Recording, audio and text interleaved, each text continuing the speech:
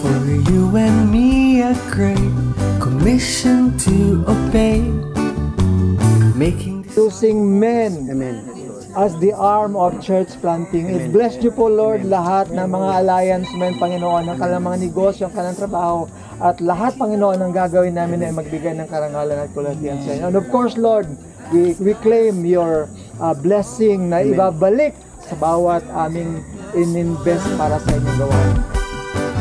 +1. Sama-sama po kami sa lugar na ito. Salamat, Lord, sa inyong patuloy na ginagawa, Panginoon, sa Quality Church, Panginoon. Panginoon, nakita niyo po mga desire na mga puso po, Panginoon. Wala kami mga so yung tulad sa mga tao, mga kabangan yun din po yung we ban the work of the enemy in this place. In this place, we claim, declare a church will rise, Panginoon. I pray for Bible study, open yung workers of God, ilaw po, partnership yung guidance. Salamat po. Salamat po. Gamitin mo sino kayo sa amin.